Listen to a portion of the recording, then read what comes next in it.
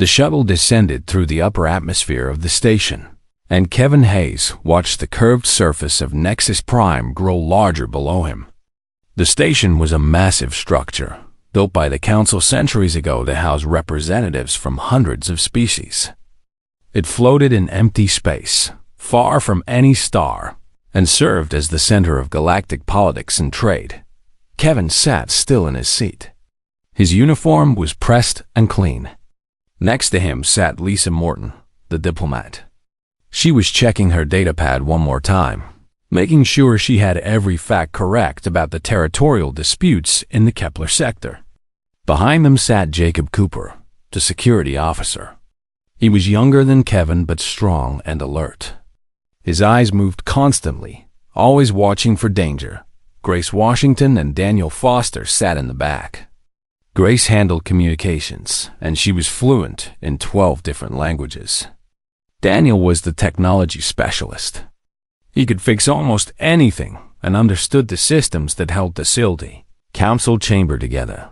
The shuttle touched down on the landing platform. Air rushed out from the airlock as they stood and moved toward the exit. The station's interior was cold and metal. Long corridors stretched in all directions, lit by white panels set into the walls. Aliens of many shapes and sizes moved through the hallways. Some had 4 arms. Some moved on tentacles. Some floated without touching the ground. A representative from the Vexter met them at the entrance to the council chambers.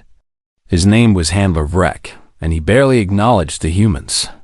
He was tall, almost 7 feet, with gray skin and black eyes that seemed to look through people rather than at them. He gestured for them to follow and walked ahead without checking to see if they were keeping up. The council chamber was vast. The ceiling was so high that Kevin had to look up to see it clearly. The walls were smooth and white, and at the far end sat 7 massive chairs. 5 council members were already present. 3 of them were Vexter.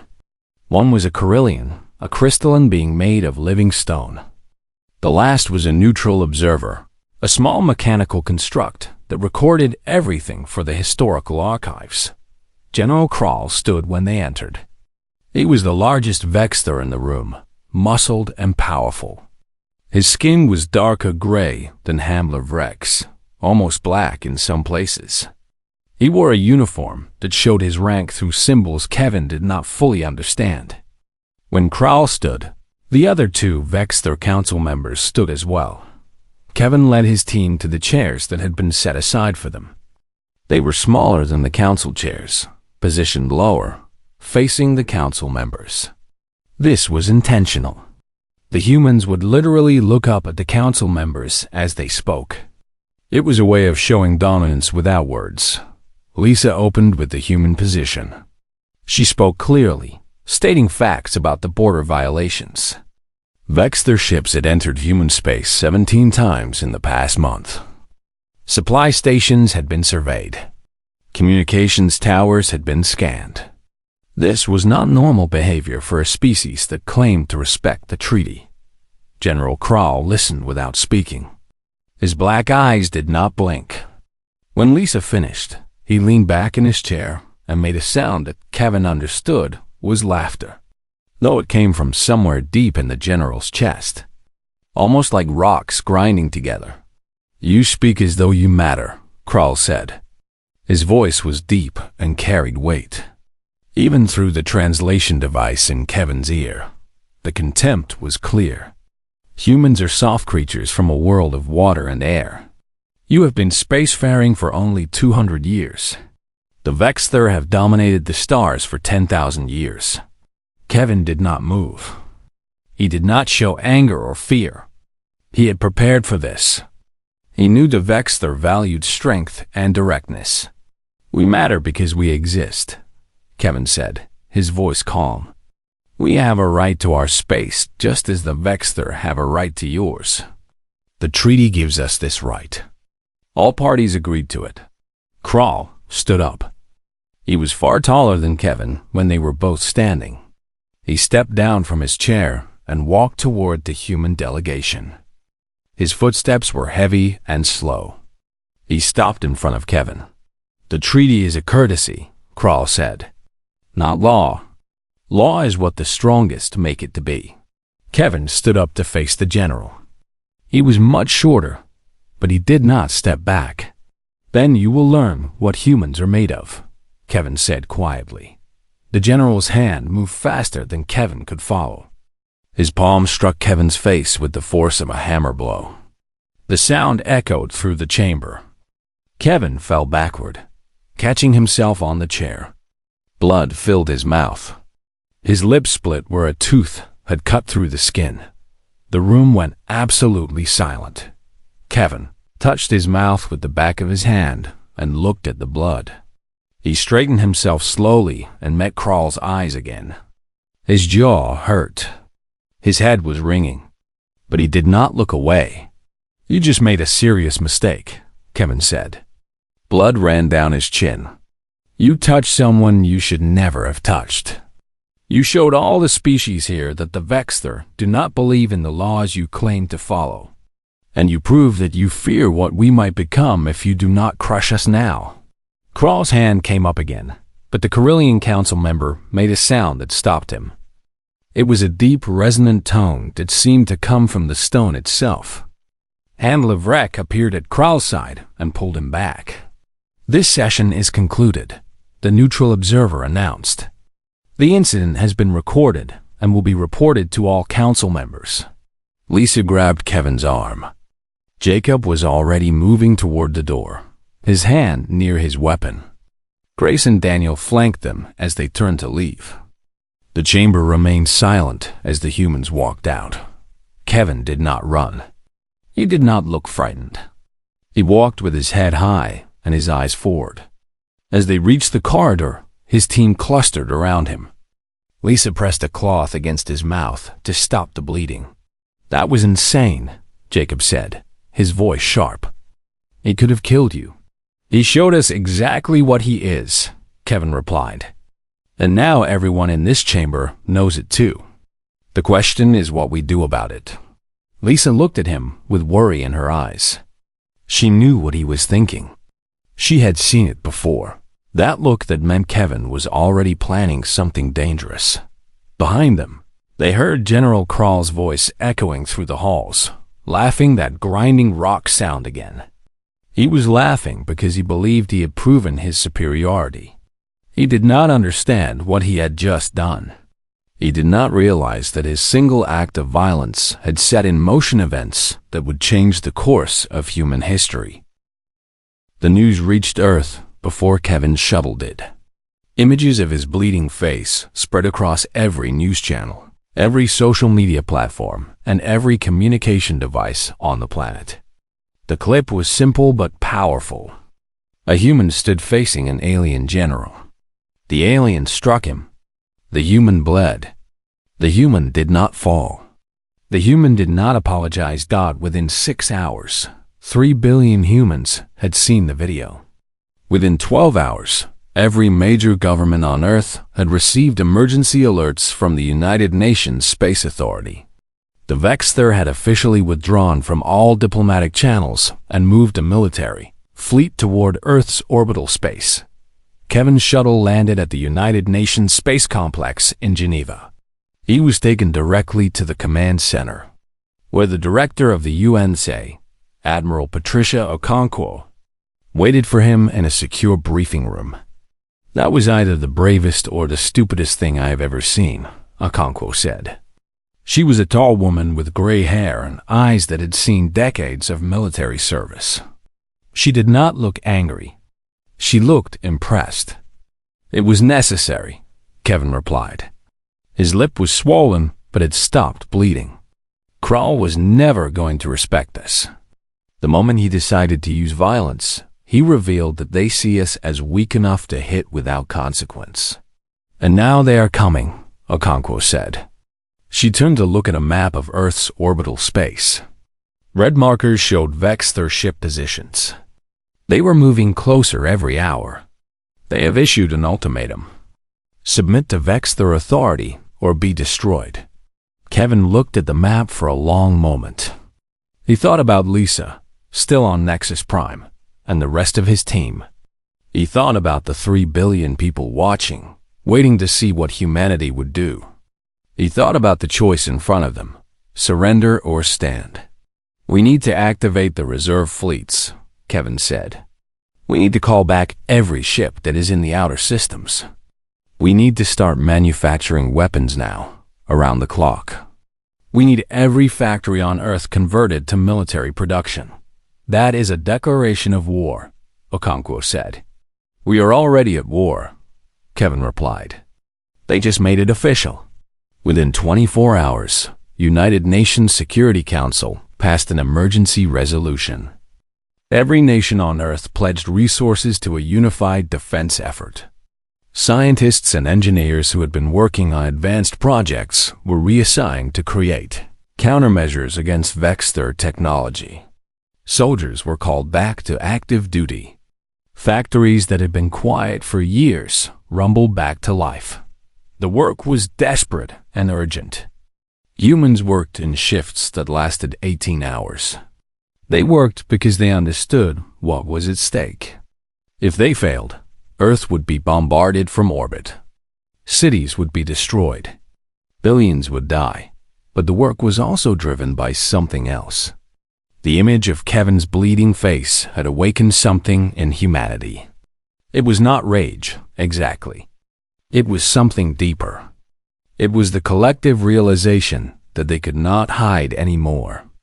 The galaxy had noticed them, and now they had to prove they belonged. Dr. Marcus Webb was a physicist who had spent his entire career studying Vexter technology from a distance.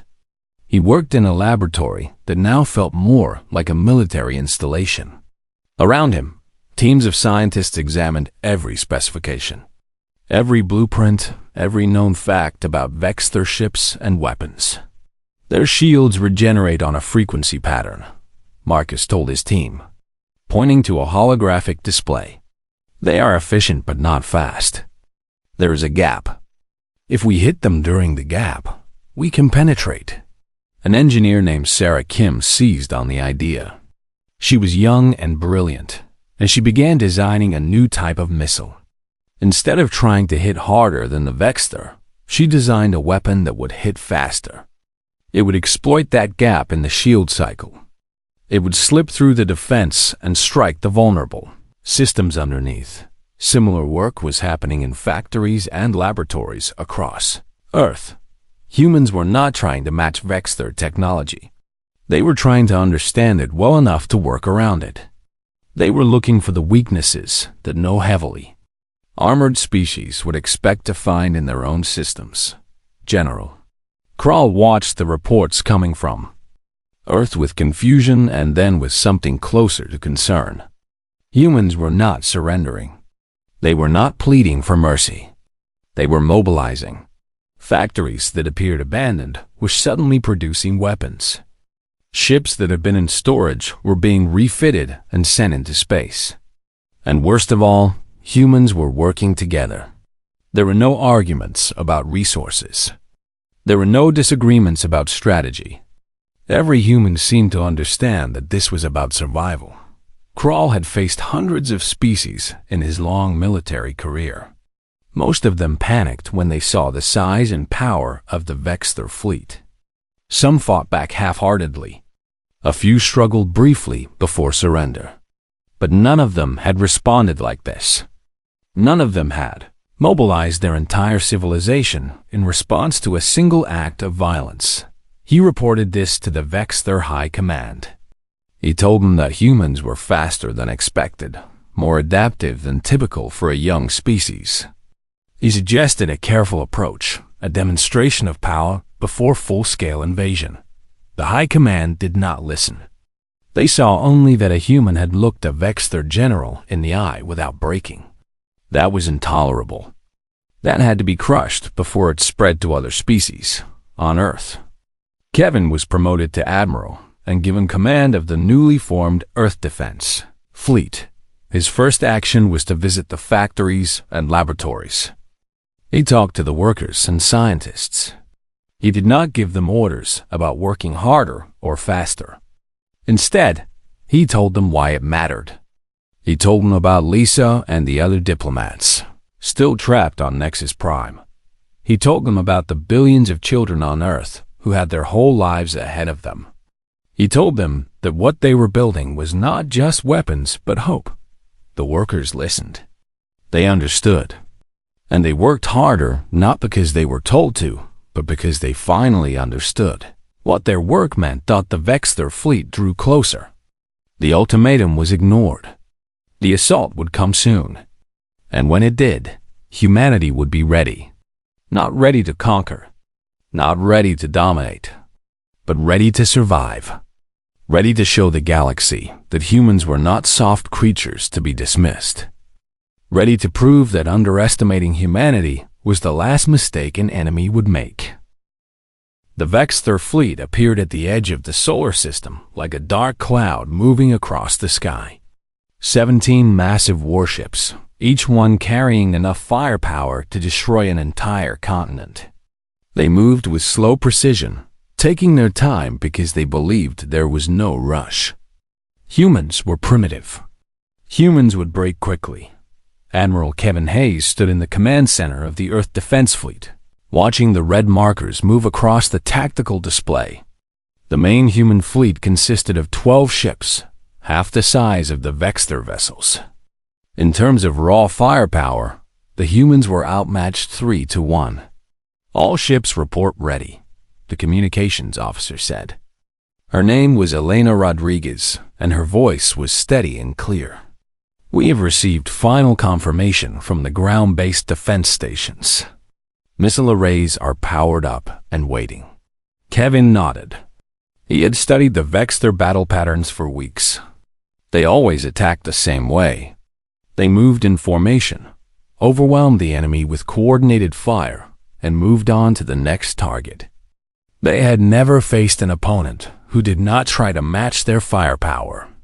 They had never faced someone who would sacrifice ships to learn their patterns. Launch all fighter squadrons, Kevin commanded. I want them to harass the fleet, but not engage directly. Make them nervous. Make them reveal their defensive strategies. The first human fighters launched from the docking base. They were fast and nimble, nothing like the massive Vexter ships. They came in at high speed, hitting the outer edges of the Vexter formation with precision missiles, then retreating before the larger ships could respond. The Vexter commander reacted as expected. He ordered his ships to close ranks and increase defensive fire. The massive ship cannons lit up the darkness of space, but the human fighters were too fast. They dodged, weaved, and attacked again. Some were hit and fell in pieces to the darkness. But each attack revealed more about the Vexter weapon systems. Each attack showed where the weak points were. Jacob Cooper was a fighter pilot, and he flew one of the first combat missions. His ship was called the Swift Wing, and it responded to his commands like an extension of his own body. He had trained for this his entire military career, but nothing prepared him for the reality of actually facing alien weapons fire. The Vexter lasers created walls of burning energy across the void. Jacob dove under one laser burst and came up on the opposite side of a Vexter ship. He launched a missile at a junction point where two shield generators met. The missile connected, and a small explosion bloomed against the dark hull. It was not enough to seriously damage the ship, but it was proof that penetration was possible. More fighters came in behind him. More missiles struck. The Vexter ships responded with increasing violence, and more human fighters fell. But the humans kept coming. They did not back down. They did not retreat. They learned with every exchange. After 4 hours of continuous assault, the Vexter commander made a tactical decision. The human fighters were costing him ship resources and time. He ordered a planetary assault. The Vexter would drop a landing force on Earth and destroy the planet's surface. The flying insects could be dealt with later. Kevin watched as the massive dropships separated from the Vexter fleet and began descending toward Earth's atmosphere. These were heavily armored vessels designed to breach planetary defenses. The Vexter had never faced anyone who could stop them once they committed to a landing. But Kevin had prepared for exactly this scenario. "Activate all surface defense systems," he ordered. "I want every missile battery targeting those dropships. Launch the orbital platforms." The response was immediate. Hundreds of missiles rose from the surface of Earth, targeted by computers and guided by the most advanced tracking systems humans had ever built. The sky above the landing zones lit up with explosions as the dropships tried to maneuver and return fire. 6 of the 12 landing craft were destroyed before they reached the atmosphere. The remaining 6 pushed through and descended toward the landing zones that had been selected in advance. The Vexter had chosen these zones because they were strategic positions. What they did not know was that humans had fortified every square kilometer around them. General Krall himself led the ground assault. He was confident in his warrior superiority. No human could stand against a Vexter combat soldier in direct combat. Humans were weaker, slower, and less heavily armored. This would be a slaughter. The dropship touched down in the pre-dawn darkness near the city of Phoenix, Arizona. Krall led his soldiers out into the night. The air was dry and hot, very different from the controlled environments of Vexter worlds. But Krall paid no attention to the environment. He was thinking about the battle ahead. The first warning came in the form of explosions. Mines placed on the landing field detonated, taking out 3 Vexter soldiers immediately. Krall dove behind a piece of the dropship as heavy fire came from all directions. Humans were everywhere, positioned in trenches and fortified positions they had built in the darkness. Jacob Cooper was there, leading a team of 8 soldiers. He had received word that the main landing zone was under his command, and he had spent 3 weeks preparing it. Every position was defended. Every approach was covered by overlapping fields of fire. Every avenue the Vexter might take was anticipated. The Vexter soldiers were heavily armored and powerful, but they were predictable. They tried to overwhelm the human positions through sheer firepower. Krall ordered charge after charge, believing that Vexter strength would eventually overcome human defenses. But the humans did not try to win through strength. They won through positioning, through tactics, through understanding the ground and the enemy. Jacob's team had calculated the exact angle at which Vexter armor was weakest. They had designed specific munitions to exploit those weak points. They had practiced the movements until they could do them in complete darkness. When the Vexter soldiers came at them, the humans were ready. After 3 hours of fighting, General Krall was surrounded. His soldiers were falling. His superior firepower was useless against an enemy that had learned to fight him on their own terms. He tried to fall back to the dropship, but it was already heavily damaged and surrounded. He tried to call for air support, but the human fleet had taken control of the space directly above them. For the first time in his career, General Krall understood fear. He was trapped on an alien world, outnumbered, outmaneuvered, and facing soldiers who were actually willing to die to stop him. Krall drew his sidearm and prepared to make a final stand. But Jacob Cooper did not come at him with weapons drawn. Jacob came with 6 soldiers, all of them standing with weapons pointing at the general. Jacob was bleeding from a wound on his shoulder, but his aim was steady. "You are surrounded," Jacob said in clear, simple English. His translation device would convert the words to Vexter. "If you surrender, you will be treated as a prisoner of war. If you fight, you will die." General Krall looked at the human soldiers around him. He looked at Jacob, this young human who had defeated him in combat. He lowered his weapon. He had expected humans to be soft and weak. Instead, they had proven to be the most dangerous thing in the galaxy. They were willing to learn and adapt and fight with absolute commitment. Krall dropped his weapon. He knelt in the dust of an alien world. He had come to conquer. He was leaving as a prisoner. The underground facility was built 300 meters below the surface of the desert. It had been constructed decades ago as a backup command center for the military, but it had never been used. Now it served a different purpose. It held the most important prisoner in human history. General Krall was placed in a secure chamber. The walls were steel and glass. Behind the glass, cameras watched constantly. The room had a bed, a toilet, a sink, and a chair. The temperature was maintained at a level that was comfortable for Vexter biology. The air was filtered to provide the exact composition his species preferred. Kevin Hayes reviewed the orders he had given to the guards and medical staff. The general was to be treated with respect. He was to be fed well. He was to be provided with medical treatment for his wounds. If he needed anything for his comfort, he was to be given it. Kevin wanted this to be clear. Humans were not barbarians. Humans honored their prisoners. The first interrogation session took place 72 hours after Krall's capture. Kevin went into the chamber alone. He carried no weapons. He carried no recording devices. It was just the two of them, the human and the Vexter general. Krall stood when Kevin entered. His wounds had been treated. His body was healing, but his mind was still processing the reality of his situation. He had expected to be executed or tortured. Instead, he had been given medical care and comfort. It did not match anything he knew about how the universe worked. "I want to understand," Kevin said.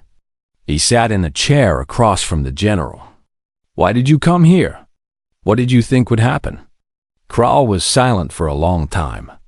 When he finally spoke, his voice was different from before. The pride and arrogance had been stripped away by defeat and confusion. "You are a young species," Krall said. "Your people have been in space for only 200 years. You do not have the technology. You do not have the discipline. You do not have the strength that comes from 10,000 years of military tradition. But we have something else," Kevin said. "We have willingness to learn. We have willingness to sacrifice. We understand that sometimes the only way to win is to change everything we thought we knew about fighting." "You should not have survived," Krall said. It was not an argument. It was a statement of fact that he was struggling to understand. "My ships are superior. My weapons are superior. My soldiers are stronger. Strength is not the only thing that matters," Kevin replied. "Adaptation matters. Understanding your enemy matters. Working together matters. When your people came here, you believed you already knew everything you needed to know about how the fight would go. You did not believe you had to learn anything. That was your mistake." Krall looked at the human across from him. This creature was weaker than him physically. Krall could have easily killed him with a single blow. But Kevin sat there with complete calmness, talking to him as though they were equals. Krall realized that Kevin had no fear of him. Kevin understood that physical strength meant nothing when you were already in chains. "What will you do with me?" Krall asked. "That depends on you," Kevin said. "You can face trial for war crimes. You can face execution. Or you can help me prevent more bloodshed. How can I do this?" Krall asked. "By telling your people the truth," Kevin said. "By telling them that humans are not weak. By telling them that trying to dominate us was a mistake. By recommending that the Vexter seek peace instead of continued war." Krall felt something twist inside him. What Kevin was asking was political suicide. The Vexter High Command would see his words as weakness. They would strip him of rank and title. They would exile him or execute him. But if he did not do this, thousands of Vexter soldiers would die in a war they could not win against an enemy they did not understand. "If I do this," Krall said slowly, "what guarantee do I have that my people will be treated with mercy?" "No guarantee," Kevin said honestly. "But I'm offering you the chance to save lives. That is all any of us can do." We make choices that we hope will lead to better futures. You can make that choice now. Kevin left the interrogation chamber and went to the command center. The news from space was better than expected. The remaining Vexthur ships, having lost contact with General Krall and the ground forces, had withdrawn from Earth orbit. They were maintaining position at the edge of the solar system, but they were not attacking. The initial invasion had been stopped completely. The impact rippled through the galaxy. Species that had lived under Vexthur dominance for centuries heard the news and realized something had changed. Humans were not supposed to be capable of this. The humans were not supposed to be able to defeat a Vexthur invasion force. But they had. And now the galaxy knew it. Delegations from other species began arriving at Earth. They came with offers of trade, with offers of alliance, with offers of technology and support. The Valantian Federation sent a ship carrying scientific experts. The Quarthy Collective offered military cooperation. Even species that had been neutral in galactic affairs began reaching out to humans. The Galactic Council sent an official request for Kevin and a delegation to return to Nexus Prime for emergency negotiations. The rules had changed. Humanity was no longer a minor species to be ignored. Humanity was now a power that other species had to respect. Lisa Morton was released from the detention facility, where she had been held. She was brought to the shuttle bay and taken into Kevin's arms. She had been terrified during the invasion, watching from the station as reports came in of massive battles. But she had never doubted that Kevin would find a way. She had seen him face down General Krall without fear. She knew he had the kind of mind that could find a solution where others saw only impossibility. Kevin brought Lisa to the interrogation chamber to see Krall. The general looked at her, and something passed between them. She was one of the diplomats he had wanted to intimidate. She was one of the humans he had believed was beneath his notice. Now she stood looking at him as a free being, while he remained a prisoner. The council requests your testimony, Kevin told Krall. They want to hear from you about what happened. They want to hear from you about what humans are truly capable of. And if I refuse? Krall asked. Then you will face trial, and other voices will tell the story, Kevin said. But I think you know what the right choice is. I think you know that the only way to protect your people is to help them understand what you have learned. Krall nodded slowly. He understood. He had been beaten by an enemy he had never expected to face. But more importantly, he had been beaten by a truth he could no longer ignore. Humans were not soft. Humans were not weak. Humans were dangerous. And the only way forward was to acknowledge this and seek peace instead of continued conflict. The council chamber at Nexus Prime was packed with representatives from more species than had gathered there in a century. News of the human victory had spread through the galaxy like wildfire. Species that had never considered humans important were now paying attention. Species that had feared Vexthur dominance were now hopeful that things might change. Kevin Hayes stood in the center of the chamber. He was wearing his dress uniform, and his stance was calm and confident. General Krall stood beside him, no longer in chains but under heavy guard. This was an unprecedented moment in galactic history. A captured general would voluntarily testify about his own defeat. The Vexthur High Command was represented by a delegation of 3 senior officers. They looked angry and ashamed. Their greatest general had been defeated by a species they had viewed as primitives.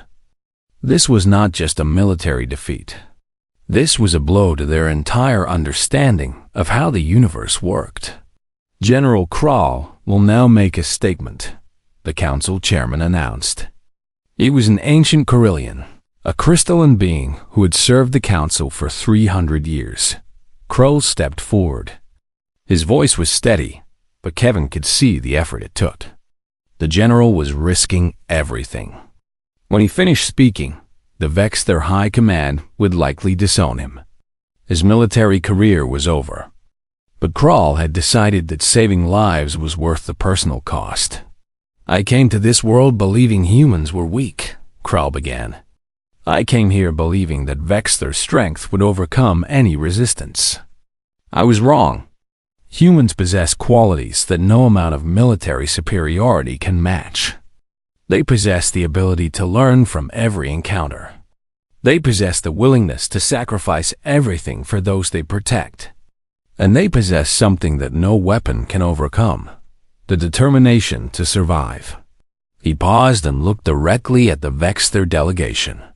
"The humans defeated us not through superior technology, but through superior strategy. They defeated us not through greater strength, but through greater willingness to adapt. If the Vexther continue to pursue this conflict, we will face extinction. The only path forward is peace." The chamber erupted in sound. Species made vocalizations in their own languages, all speaking at once. The Carillion chairman raised his hand for silence, and the chamber quieted. "Kevin Hayes, you may speak," the chairman said. Kevin stepped forward. He had thought carefully about what to say. He understood that this moment would define humanity's place in the galaxy for generations to come. "We did not come to the galaxy seeking conquest," Kevin said. "We came seeking our place among the stars. The attack on Earth was not an invasion we provoked. It was an answer to a simple act of respect that was denied us. But that act of violence united our people. It showed us that we are capable of more than we believed.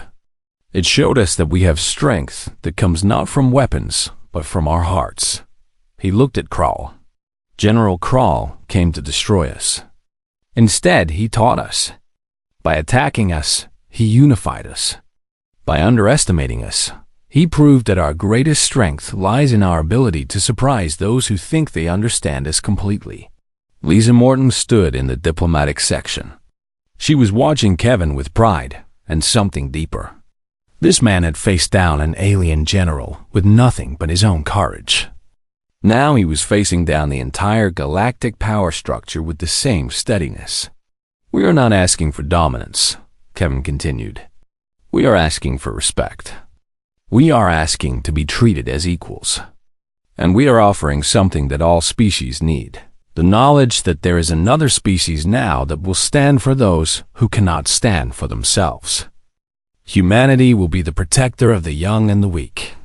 Humanity will be the species that refuses to allow bullying or domination. This is what we learned from being attacked.